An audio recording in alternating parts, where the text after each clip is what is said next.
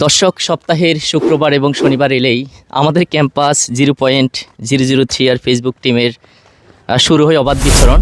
আমরা সন্দ্বীপের অলিতে গলিতে, হাট বাজারে, মেন রোড, বাই রোডে মোটামুটি এমন কোনো জায়গা থাকে না যেখানে আমরা ঘুরি না।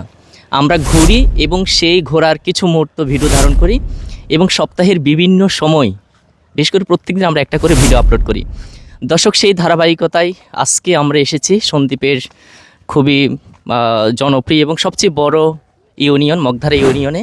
এবং আমি যে স্পটটাতে দাঁড়িয়ে আছি সেখান থেকে একটু সামনের দিকে যদি যাই, খুব সম্ভবত নোয়ারহাটকে পাবো, তারপরে প্যালিশার বাজার, তারপরে সন্দ্বীপের আরও একটি ঐতিহ্যবাহী বাজার গুপ্তছড়া বাজারকে পাবো। সেই গুপ্তছড়া বাজার থেকে চাইলে আমরা সন্দ্বীপের ভেতরে ঢুকে যেতে পারবো, চাইলে আমরা সন্দ্বীপের ফেরিঘাটে যেতে পারবো। দর্শক, এই মুহূর্তে যে লোকেশনটাতে আছি আর একটু স্পেসিফিক বর্ণনা যদি দিয়ে থাকি তাহলে বলতে পারি, আমি যেখানে যে রাস্তায় হাঁটছি তার দুপাশে কিন্তু ৮ নং ওয়ার্ড। এবং আসলে ভিউটা অসাধারণ।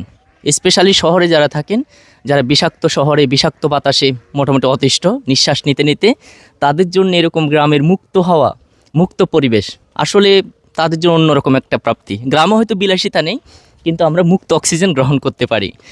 দর্শক, আপনাদের জন্য ভিডিওটি শেয়ার করা। লোকেশনটা কেমন লেগেছে জানাতে পারেন।